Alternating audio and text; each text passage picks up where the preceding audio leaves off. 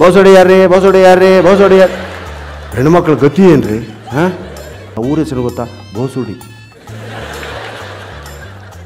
ಇದೆ, ಬೇಕಾದ್ರೆ ನೋಡಿ ನೀವು. ಎಂತೆಂಥ ಊರುಗಳಿದ್ದೀರಿ. ಕುಡಿತೀನಿ. ಹುಮನಾಬಾದ್ ಜಿಲ್ಲೆಯಲ್ಲಿ ಹುಡುಗಿ, ಊರ ಹೆಸರೇ ಹುಡುಗಿ. ಹಾಗೆ ಜನಿವಾರ ಅಂತ ಒಂದು ಊರಿ. ಇದು ಎಂಥ ವಿಚಿತ್ರ. ನಮ್ಮ ಕಡೆ ಜನಕ್ಕೆ ಹೋಗ್ಬಿಟ್ರು, ಜನಿವಾರ ಹೇಳಿರಿ ಇಳಿರಿ, ಜನಿವಾರ ಯಾರೋ ಬ್ರಾಹ್ಮಣರೆಲ್ಲ ಹೇಳಿದ್ಬಿಟ್ರು. ಕೆಳಗಡೆ ನೋಡ್ತಾರೆ, ಅಯ್ಯೋ ನಮ್ಮೂರ ರಾಸ, ಅಯ್ಯೋ ಊರ ಹೆಸರು ಜನಿವಾರ ರೀ, ಮೇಲೆ ಹತ್ರ ನೀವು. ಸಾಯಂಕಾಲದೊತ್ತು ಸೀರಿಯಲ್ಗಳನ್ನ ಬಂದ್ ಮಾಡ್ರಮ್ಮ. ನಾನು ಯಾವಾಗಲೂ ಬೈತಿರ್ತೀನಿ ಸೀರಿಯಲ್ಗೆ. ಅದೇ ನಿಮ್ಮನೆ ಕಥೆನೇ ಅಲ್ಲಿ. ಎರಡು ಗಂಡಸರಲ್ವ ಯಪ್ಪ, ಎಲ್ಲದಕ್ಕೂ ಇವು ಕೈ ಎತ್ತವ್ರಿ. ಎರಡು ಥರದ ಗಂಡಸರು ಹೆಣ್ಮಕ್ಳನ್ನ ಅರ್ಥ ಮಾಡ್ಕೊಂಡಿಲ್ಲ ಅಂತ. ಒಂದು ಮದುವೆ ಆದವರು, ಇನ್ನೊಬ್ರು ಮದುವೆ ಆಗಲ್ಲ ಅಂತ. ಯಾರು ಅರ್ಥ ಮಾಡ್ಕೊಂಡಾರ ಸ್ವಾಮಿಗಳಾಗ್ಯಾರಂತಾರೆ. ಹೆಣ್ಮಕ್ಳು ಸೀರಿಯಲ್ ಇದ್ದಂಗೆ ಸತ್ರ ಅರ್ಥ ಆಗಂಗಿಲ್ಲ ಇವರು. ದಯವಿಟ್ಟು ಹೆಣ್ಮಕ್ಳಿಗೆ ಒಂದು ವಿನಂತಿ ಮಾಡ್ತೀನಿ, ನೀವು ಗಂಡು ಹೊಡಿಯೋದು ಬಿಡಿಯೋದು ಮಾಡಬೇಡ್ರಿ.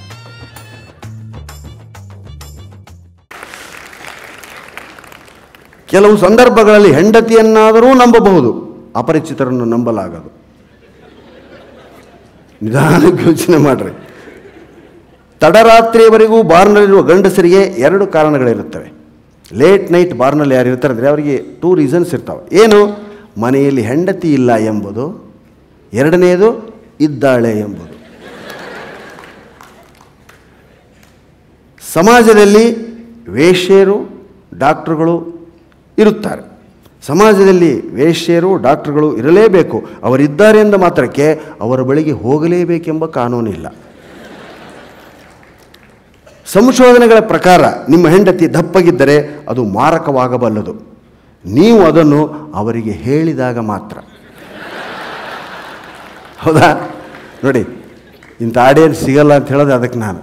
ಇದನ್ನು ನಾವೇನಾದರೂ ಅಣ್ಣಮ್ದಲ್ಲೋ ಸಾಹಿತ್ಯ ಸಮ್ಮೇಳನಗಳಲ್ಲಿ ಹೇಳಿಬಿಟ್ರೆ, ಏನಣ್ಣ ಪೆಟಿಲ್ ಕೊಯ್ತಾವ್ರೆ, ಪಿಟೀಲ್ ಅಂತೀವಿ. ಇದೇ ಇಂಗ್ಲೀಷಲ್ಲಿ ಹಿಂದಿಲಿ ಬಂದರೆ ಸಿಂಗಲ್ ಏನಾರು ಏನು ಚೆನ್ನಾಗಿರುತ್ತೆ ಪ್ರಾಣೇಶ್, ನೀವು ನೋಡಬೇಕಪ್ಪ, ನೀವು ಹಿಂದಿ ಇಂಗ್ಲೀಷ್ ಎಲ್ಲ ಓದಬೇಕು. ಕನ್ನಡದಾಗ ಆದವ್ರು ಅಂದ್ರೆ ನಮ್ಮಂಗಲ್ರಿ ಭಾಳ ಮಂದಿ. ನಮ್ಮ ವಿಶ್ವೇಶ್ವರ ಭಟ್ರು ಬರೀ ಅಂತ ವಕ್ರ ತುಂಡು ಹೋಗ್ತಿ. ಅದರಲ್ಲಿ ಸಿಂಗಲ್ ಲೈನರ್ಗಳು ಎಷ್ಟು ಚೆನ್ನಾಗಿರ್ತವೆ. ಎಷ್ಟು ಜನ ಕನ್ನಡ ಈ ಪುಸ್ತಕಗಳು ಓದಿದಿರಿ ಇತ್ತೀಚೆಗೆ? ಓದಿದ್ದೀರಾ? ಭಾಳ ದಯವಿಟ್ಟು ಓದಿ ಸರ್. ಅದ್ಭುತ ಕೃತಿಗಳು ಬರ್ತಾಯಿದೆ. ಜೋಗಿಯವರು, ಗಜಾನನ ಶರ್ಮಾ ಅವರು. ಗಜಾನನ ಶರ್ಮಾ ಗೊತ್ತಲ್ಲ ನಿಮಗೆಲ್ಲ, ಸಾಹಿತಿ. ಅವ್ರದ್ದು ಪುನರ್ವಸು ಅಂತ ಒಂದು ಕಾದಂಬರಿ ಎಷ್ಟು ಅದ್ಭುತವಾಗಿದೆ. ಹಾಂ, ಚೆನ್ನಾಂಬಿಕೆ ಅಂತಕ್ಕಂಥ ಒಂದು ಕಾದಂಬರಿ. ತುಂಬ ಹಳೆಯ ಲೇಖಕರು ಒಳ್ಳೊಳ್ಳೆ ಪುಸ್ತಕ ಬರೀತಾರೆ. ದಯವಿಟ್ಟು ಓದು ಹವ್ಯಾಸವನ್ನು ಬೆಳೆಸ್ಕೊಳ್ಳಿ. ನೀವು ಓದು ಹವ್ಯಾಸ ಬೆಳೆಸ್ಕೊಂಡ್ರೆ ನಿಮ್ಮ ವ್ಯಕ್ತಿತ್ವನೇ ಬದಲಾಗಿ ಹೋಗ್ತದೆ. ಇವು ಸಿಂಗಲ್ ಲೈನರ್. ನೀವು ಮೌನವಾಗಿದ್ದರೆ ಅದು ನೀವು ಮೌನಿಗಳಾಗಿಲ್ಲ ಎಂದು ಅರ್ಥ ಅಲ್ಲ. ನಿಮ್ಮ ಮೊಬೈಲ್ನ 0 ಬ್ಯಾಲೆನ್ಸನ್ನು ತೋರಿಸುತ್ತದೆ. ಗಂಡನನ್ನು ಕುಟುಂಬದ ತಲೆ ಅನ್ನಬಹುದಾದರೆ ಆ ತಲೆಯನ್ನು ಹೇಗೆ ಬೇಕೋ ಹಾಗೆ ತಿರುಗಿಸುವ ಕುತ್ತಿಗೆಯನ್ನು ಹೆಂಡತಿ ಎನ್ನಬಹುದು. ನೋಡಿ, ಎಲ್ಲೋ ಕೆಲವರು ಶಾರ್ಪ್ ಇರೋರು ಬೇಗ ಚಪ್ಪಳ ಹೊಡಿತಾರೆ. ಹುಚ್ಚನಂತೆ ಪ್ರೀತಿಸುತ್ತೇನೆ ಎನ್ನುವರನ್ನು ನಂಬುವುದು ಕಷ್ಟ. ಹುಚ್ಚನಂತೆ ಪ್ರೀತಿಸುತ್ತೇನೆ ಎನ್ನುವರನ್ನು ನಂಬುವುದು ಕಷ್ಟ. ಏಕೆಂದರೆ ಹುಚ್ಚು ಇಳಿದಾಗ ಏನಾಗುವುದು? ಶಾಪಿಂಗ್ ಅಂದರೆ ಏನು? ನೀವೆಲ್ಲ ಹೇಳ್ತೀರಿ ಶಾಪಿಂಗ್ ಅಂದರೆ ಏನು ಹೇಳ್ತೀರಿ. ಆದರೆ ಒಂದೇ ಲೈನು, ಬೇಕಾಗಿರುವುದನ್ನು ಬಿಟ್ಟು ಉಳಿದದ್ದೆಲ್ಲವನ್ನೂ ಖರೀದಿಸುವುದು. ಮೈಗಳ್ಳತನವೆನ್ನುವುದು ಎಲ್ಲ ಕೆಟ್ಟ ಗುಣಗಳ ತಾಯಿ. ಮೈಗಳ್ಳತನವೆನ್ನುವುದು ಎಲ್ಲ ಕೆಟ್ಟ ಗುಣಗಳ ತಾಯಿ. ಆದರೆ ಏನು ಮಾಡುವುದು? ತಾಯಿಯನ್ನು ಗೌರವಿಸಲೇಬೇಕಲ್ಲ. ವೈದ್ಯರನ್ನ, ಡಾಕ್ಟ್ರನ್ನ ಮ್ಯಾರೇಜ್ ಆದವ್ರು ಇದ್ದೀರಾ? ಯಾರಾದರೂ ಡಾಕ್ಟ್ರನ್ನ ಲವ್ ಮಾಡಿದವರು ಮ್ಯಾರೇಜ್ ಆದವ್ರು ಇದ್ದೀರಾ? ಡಾಕ್ಟ್ರ್ ಹೆಂಡ್ತೀರಿ ಯಾರಾದರೂ ಇದ್ದೀರಾ? 1 2 3 ಓಕೆ ಸಾಕು. ಎಲ್ಲರೂ ನೋಡ್ತಾರೆ ನೋಡಿ ಅವ್ರನ್ನ. ಅಂದರೆ ಮುಂದೆ ಏನು ಕಾದಿದೆಯೋ ಅನ್ನೋ ನೋಡ್ತಾರೆ ನೋಡ್ರಿ.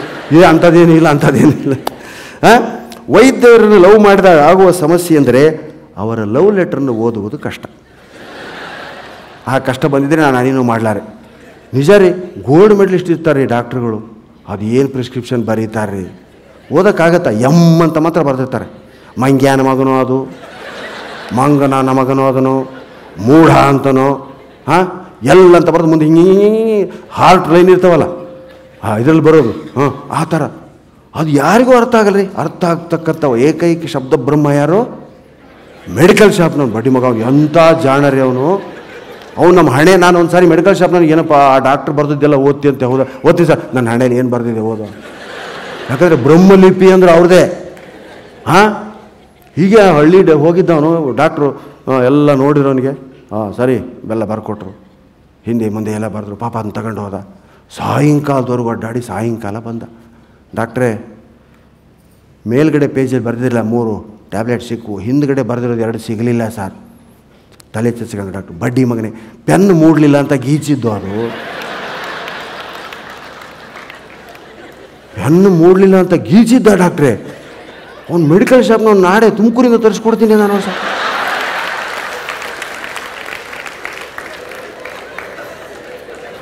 ಅವನೇ ಆಗಿರ್ಬೇಡಕ್ಕ. ಅದಕ್ಕೆ ಡಾಕ್ಟ್ರುಗಳು ವಿಲ್ ಬರೆಯಲ್ಲ, ಆಮೇಲೆ ಓದೋಕ್ಕಾಗಲ್ಲ ಯಾರಿಗೆ ಬರ್ದಾರೋ ಅಂತ. ಹೌದಾ? ಡಾಕ್ಟ್ರುಗಳು ಕೂಡ ಅದ್ಭುತವಾದಂಥ ಸಹನಾಶೀಲರು. ಅವ್ರು ನಕ್ಕರೆ ನಮ್ಮ ಬೀಚಲ್ಲಿ ಬರೀತಿದ್ರು, ಡಾಕ್ಟ್ರ್ ಯಾವತ್ತೂ ನಗಬಾರ್ದಂತೆ, ಫೀಸ್ ಕೊಡಲ್ಲ, ನಾಳೆ ಕೊಡ್ತೀನಿ ಡಾಕ್ಟ್ರೇ ಅಂತಾರಂತೆ. ಡಾಕ್ಟ್ರು ಸೀರಿಯಸ್ ಆಗೇ ಇರಬೇಕಂತ.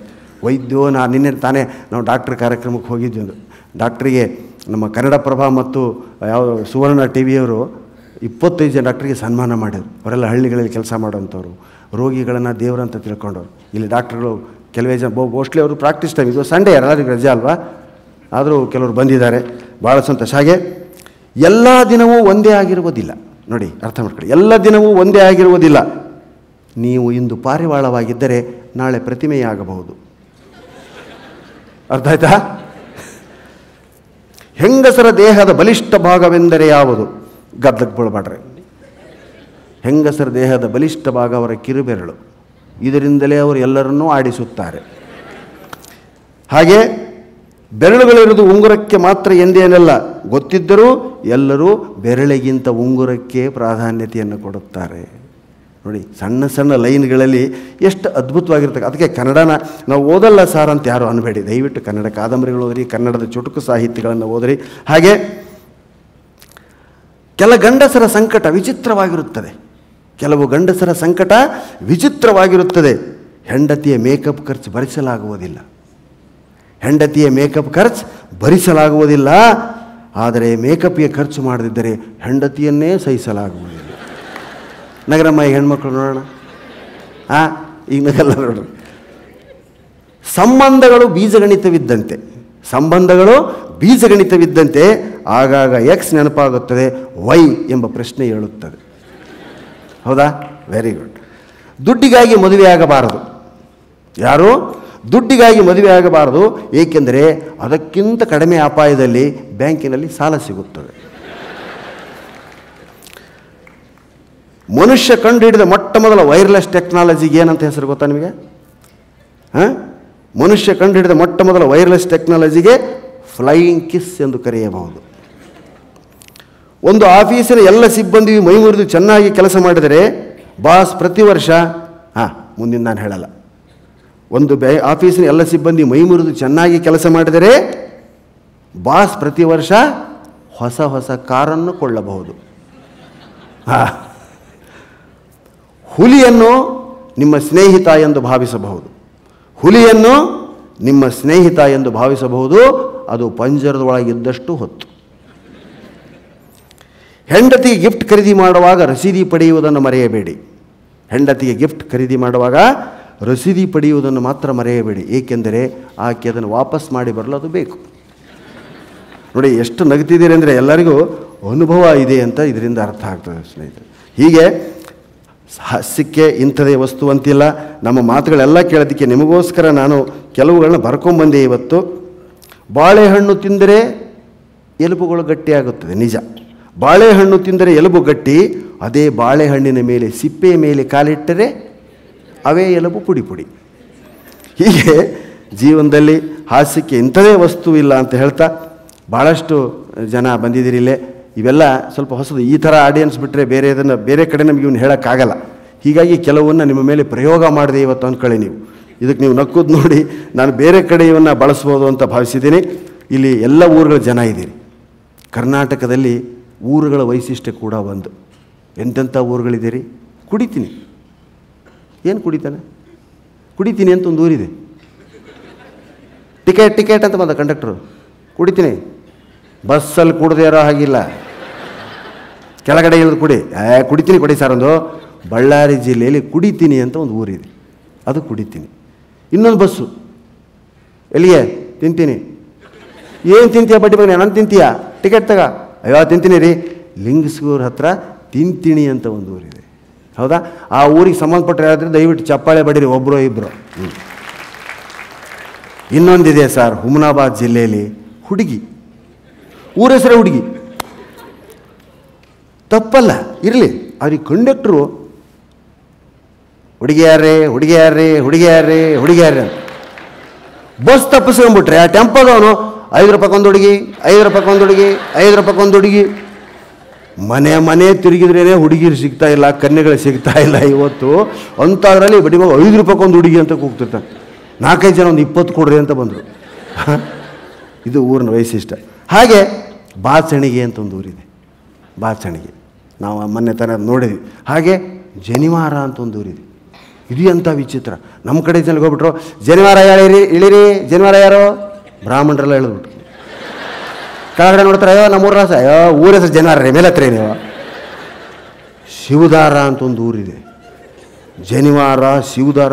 ಇನ್ನೊಂದು ಊರು ಉಂಡಿ, ಉಂಡಿ ಉಂಡಿ ಉಂಡಿ ಅಂತ ಕೊಡೋ, ಒಂದೆರಡು ಕೊಡೋ ಅಂತ. ಮಮ್ಮಿ ಉಂಡಿ ಬೇಕು ಅಂತ ಮಕ್ಕಳು ಉಂಡಿ ಉಂಡಿ ಅಂತ ಕೆಳಗಡೆ ಕೂಗ್ತಿದ್ರೆ, ಮಮ್ಮಿ ಕೊಡಿಸ್ ಮಮ್ಮಿ, ಉಂಡಿ ಅಂತಕ್ಕಂಥ ಊರಿದೆ.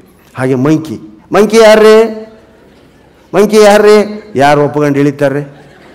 ಹಾಂ, ಅದಕ್ಕೆ ಹಿಂದಿನ ಸ್ಟಾಪಲ್ಲಿ ಹೇಳೋದು ಅವ್ರಿಗೆ ನಡ್ಕೊಂಬರ್ತಾರೆ ಕೆಲವು ಜನ.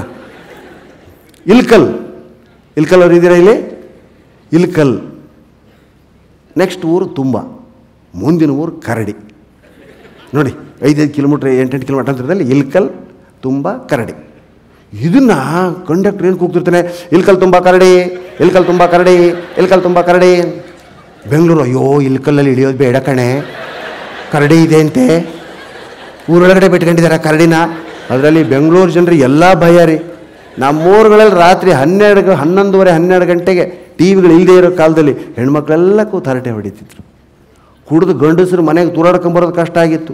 ಇನ್ನೂ ಕಟ್ಟೆ ಮೇಲೆ ಕೂತಿದೆ ಮೂದೇವಿಗಳು, ಇವು ಹರಟೆ, ಅಯ್ಯೋ ನೀನು ಬರಲಿ ಅಂತ ಕೂತಿದ್ದೆ, ಬಾ ನಿನಗೋಸ್ಕರ ಕಾಯ್ತಿದ್ದೀನಿ ಅಂತ ಅವರು. ಇವಾಗ ಏನು ರೀ, ಎಲ್ಲರೂ ಬೆಂಗಳೂರಲ್ಲಂತೂ ಅಲ್ಲ, ಇಲ್ಲಿ ತೊಂದರೆ ಇದೆ ಬಿಡಿ, ನಿಮಗೆ ಬಾಗಿಲ ತೆಗೆದ್ರೆ ಯಾರು ಬೇಕಾದ್ರೂ ಒಳಗೆ ಬರ್ತಾರೆ. ಇಲ್ಲಿ ಗಾಡಿಗಳೇ ಒಳಗೆ ಬರ್ತಾವೆ. ಇಲ್ಲಿ ನೋಡ್ತೀವಲ್ಲ ಟಿ ವಿಲಿ, ನಮ್ಮಲ್ಲಿ ಕಟ್ಟೆ ಮೇಲೆ ಕೂತ್ಕೊಂಡು ಮಾತಾಡೋದು ಅಂದರೆ ಅದೊಂದು ಅದ್ಭುತ. ಅಮ್ಮ ಅಲ್ಲಿ ಕೂತಿದ್ದಾಳೆ ಅಂದರೆ ಮಕ್ಕಳಿಗೆ ಏನೋ ಸಂತಸ, ಮುಂದೆ ಆಡ್ತಿದ್ವು. ಆಡಿ ಬಾ ನನ್ನ ಕಂದ ಅಂಗಾಲ ತೊಳೆದೇನು, ತೆಂಗಿನಕಾಯಿ ತಿಳಿ ನೀರು ತಕ್ಕೊಂಡು ಬಂಗಾರದಂತ ನಿನ್ನ ಮೋರೆ ತೊಳೆದೇನು. ಎಂಥ ಹಾಡ್ರಿ. ತೆಂಗಿನಕಾಯಿ ಎಳ್ನೀರು ತೊಗೊಂಡು ನಿನ್ನ ಮುಖ ತೊಳಿತೀನಿ ಅಂತೇಳಿ ಇವತ್ತು ತೊಳೆಯೋಕ್ಕೆ ಸಾಧ್ಯನಾ ನಿಮಗೆ? ಎಳ್ನೀರು ಹೇಗೊಂದಿದೆ ಇಲ್ಲಿ?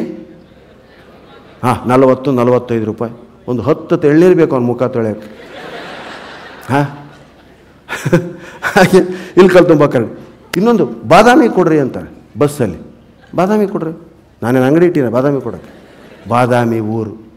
ಇವೆಲ್ಲಕ್ಕಿಂತ ಅದ್ಭುತವಾಗಿರ್ತಕ್ಕಂಥ ಊರು ಉತ್ತರ ಪ್ರದೇಶದಲ್ಲಿದೆ ಸರ್. ಅದಕ್ಕೊಬ್ಬ ಬಂದು ಟಿ ವಿಲೆಲ್ಲ ಹೇಳ್ಕೊಂಡೆ. ಆ ಊರ ಹೆಸರು ಗೊತ್ತಾ? ಬೋಸುಡಿ ಇದೆ, ಬೇಕಾದ್ರೆ ನೋಡಿ ನೀವು. ಬೋಸೋಡಿ ಯಾರ್ರಿ, ಬೋಸೋಡಿ ಯಾರ್ರಿ, ಬೋಸೋಡಿ ಯಾರು? ಹೆಣ್ಮಕ್ಳು ಗತಿ ಏನು ರೀ? ಹಾಂ, ಅಲ್ಲ ಅವ್ರಿಗೆ ಅಭ್ಯಾಸ ಆಗಿದೆ. ಇಲ್ಲಿ ಯಾರಾದ್ರೂ ಹಂಗಂದ್ರೆ ಹಾಂ, ಅದಕ್ಕೆ ಅವ್ನು ಕೈ ಮುಗಿದಾನೆ.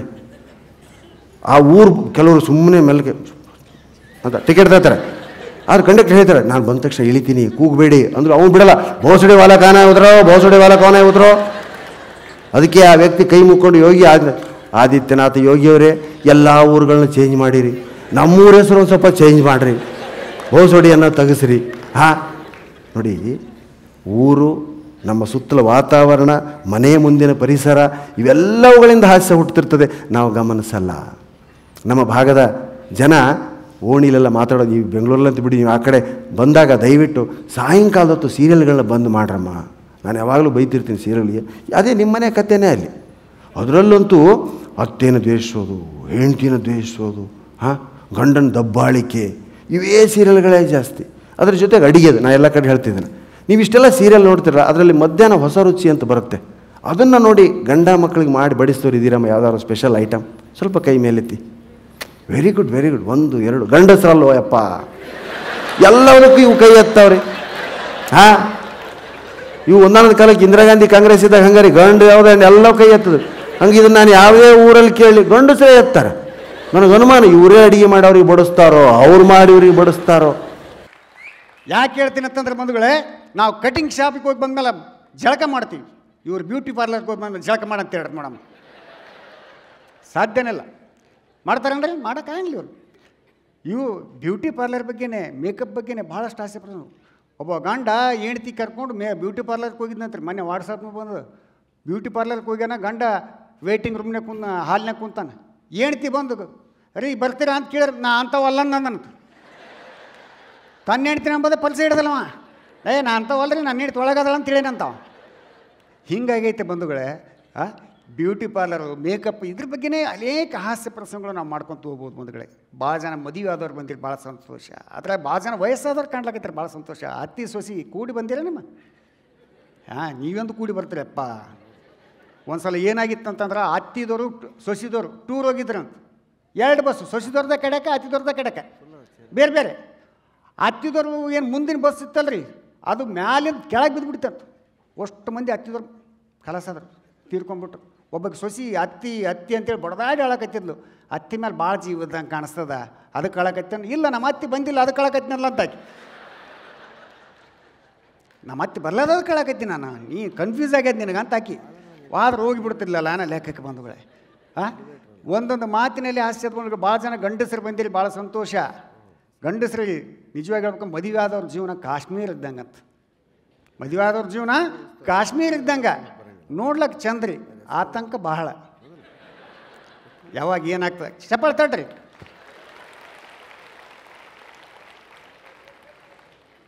ಈ ಗಂಡಸರಿಗೂ ಹಿಂದಿಯಲ್ಲಿ ಭಾಳಷ್ಟು ಬರ್ತವ್ರಿ ಬಂಧುಗಳೇ. ಹೆಣ್ಮಕ್ಳನ್ನ ಅರ್ಥ ಮಾಡ್ಕೊಳ್ಳೋದೇ ಕಷ್ಟ ಬಂಧುಗಳೇ. ಹೆಣ್ಮಕ್ಳನ್ನ ಅರ್ಥ ಮಾಡಿ ಇವು 2 ಥರದ ಗಂಡಸರು ಹೆಣ್ಮಕ್ಳನ್ನ ಅರ್ಥ ಮಾಡ್ಕೊಂಡಿಲ್ಲ ಅಂತ. ಒಂದು ಮದುವೆ ಆದವರು, ಇನ್ನೊಬ್ರು ಮದುವೆ ಆಗಲಾರ್ದವ್ರು. ಯಾರು ಅರ್ಥ ಮಾಡ್ಕೊಂಡಾರ ಸ್ವಾಮಿಗಳಾಗ್ಯಾರಂತಾರೆ. ಇವ್ರ ಮೂಡೇ ಗೊತ್ತಾಗಲ್ಲ ರೀ ಹೆಣ್ಮಕ್ಳದು. ಗಂಡಸ್ರದ್ದು ಕೆಟ್ಟ ಮೂಡಿತ್ತಂತ ತಿಳ್ಕೊಡ್ರಿ, ಅವೊಂದು 3 ತಾಸನಾಗ ಓಕೆ ಆಗಿಬಿಡ್ತಾವೆ. ಗಂಡಸ್ರು ಹೆಂಗಂತಂದ್ರೆ ಸಿನಿಮಾ ಇದ್ದಂಗೆ 3 ತಾಸನಾಗ ಎಲ್ಲ ಅರ್ಥ ಆಗಿಬಿಡ್ತವೆ.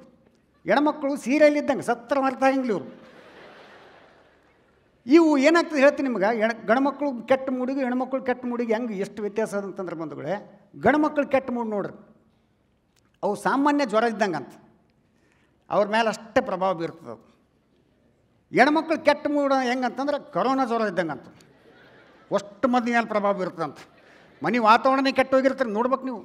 ಇವ್ರು ಯಾವಾಗ ಏನು ಮಾತಾಡ್ತಾರೋ, ಯಾವಾಗ ಏನಿಲ್ಲೋ ತಿಳ್ಕೊ. ನಾನು ಹೇಳ್ತೀನಿ, ಮೆಹಂದಿ ಹಾಕ್ಯಂಡಾಡ್ರಿ, ಮೊನ್ನೆ ಮೆಹಂದಿ ಹಾಕ್ಯಂಡು ನನ್ನ ಹೆಸ್ರು ಹಾಕ್ಯಂಡ ಕೈಯಾಗ. ಪ್ರೀತಿಗೆ ಅಂತ ತಿಳಿದ್ರೆ ಗಂಡ ನನ್ನ ಮುಷ್ಟಿಗೆ ಇರ್ಬೇಕಂತ ಹತ್ತೀನಿ, ಹಾಕಿನ ಲೆಕ್ಕಾಚಾರ. ಅದೇನಲ್ಲ, ನನ್ನ ಹೆಸ್ರು ಹಾಕ್ಯಂಡಾಳ.